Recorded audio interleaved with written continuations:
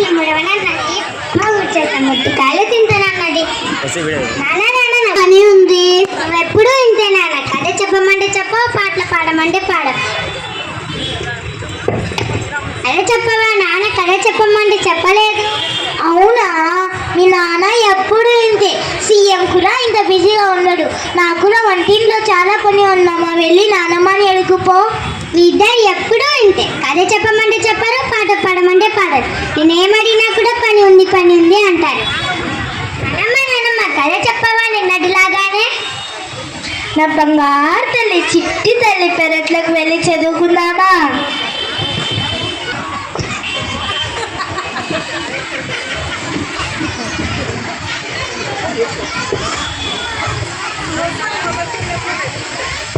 ఏంటి ఏదో పాచిపోయిన వాసన వస్తుంది. నేను దుమ్మ మిగిలిపోతే పడేయడానికి పోతున్నానండి. అంత ఎందుకు చేసావే? మీ తిన్ని బలుస్తానని. దీని పేరు ప్రభావతి. కోపము చాలా అతి, అస్సలు లేదు మతి. ఇది చాలా పెద్ద కోతి, మీకు పగులుద్ది మూతి. ఏం ఎందుకు? ఈ ఇంట్లో ముసిలిది ఉంది కదా, అతనికి ఇచ్చేసాం. అత్తయ్య కోసం ఉప్మా, మీకోసం ఉప్మా తెచ్చినాను అత్తయ్య, తినండి. అమ్మా ప్రభా, ఇది పాచిపోయిందమ్మా, నేను తినలేను. పాచిపోయిందా? మీకోసం జీడిపప్పులు వేసి తేవాలా ఏంటి? అయినా ఈ వయసులో ఇంతంత తిని ఒలింపిక్స్కి పోయి వెయిట్ లిఫ్టింగ్ చేయాలా ఏంటి? సిగ్గు లేకపోతే సరే, చిచ్చి. తింటే తిను, లేకపోతే ఒక మూలన పడి ఉండు. నేను పని చెప్తా.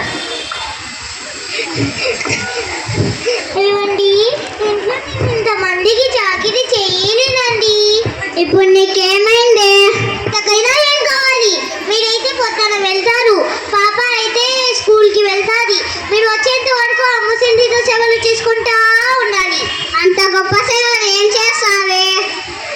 మీకు చెప్పాలా ఏంటి? ఆ మాత్రం తెలుసుకోలేను. సరే సరే, ఇప్పుడు నన్ను ఏం చేయమంటావో చెప్పు. ఇంట్లో నేనైనా ఉండాలి, లేకపోతే అమ్మసిందైనా ఉండాలి. ఇప్పుడు చెప్పండి. ఈ వయసులో తను ఎక్కడికి వెళ్తుంది? ఎక్కడైనా పంపించండి. ఈ ఇంట్లో మాత్రం వద్దునే వద్దు. ఊళ్ళో ఉన్నాయి కదా వృద్ధాశ్రమాలు, వాళ్ళకి ఫోన్ చేసి చెప్పండి ఇప్పుడే. సరే సరే, చేస్తున్నా. హలో, తప్ప వృద్ధాశ్రమం అండి. ఒక ముసలాన్ని చేర్పించుకోవాలని చేశానండి. తను మా అమ్మగారే అండి. అనాథాంట్లోనే చేర్పించుకుంటాడా? సరే అండి. ఏం వేయాలి? అనాథాంట్లోనే చేర్పించుకుంటాడంట. అనాథనే చెప్పండి. వేరే ఊళ్ళో ఫోన్ చేసి వృద్ధాశ్రమాన్ని ఫోన్ చేయండి ఇప్పుడే. సరే సరే, చేస్తున్నా. ఆగు. హలో, ప్రొద్దుటూరు వృద్ధాశ్రమం అండి. ఒక ముసలాన్ని చేర్పించుకోవాలని చేశానండి. ఎవరు లేరు అండి, రేపు రమ్మంటారా? సరే అండి. రేపు ఎందుకు చెప్పారు? ఈరోజు వస్తామని చెప్పచ్చు కదా. ఈ మనిషికి ఏం మాట్లాడాలో తెలీదు. చిచ్చి. కాసేపు ఆగు. నాన్నమ్మ ఎక్కడికి తీసుకెళ్ళాలనుకుంటున్నారు? ఏమీ లేదు తల్లి, నాన్నమ్మకి వయసు అయిపోతుంది కదా, మేము చూసుకోలేకపోతున్నాం. అందుకే ఆశ్రమంలో పంపిస్తున్నాము. ఆశ్రమం నెంబర్ ఏదో నాకు ఇవ్వండి నాన్న. పెద్ద అయ్యాక కూడా మీ ఇద్దరిని అక్కడే చేపిస్తా.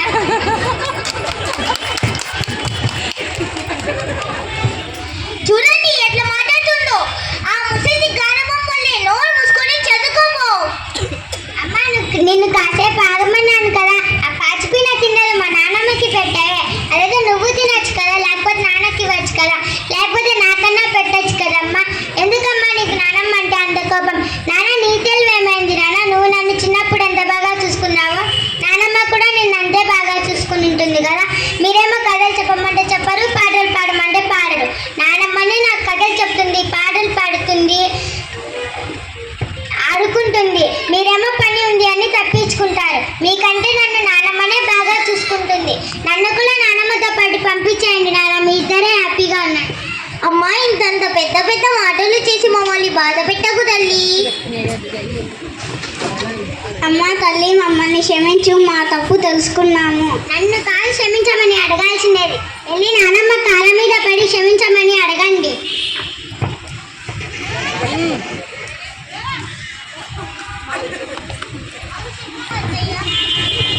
అత్తయ్య అత్తయ్య మమ్మల్ని క్షమించండి, మా తప్పు తెలుసుకున్నాం.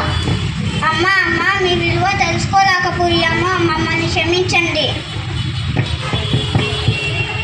Very good. ఇక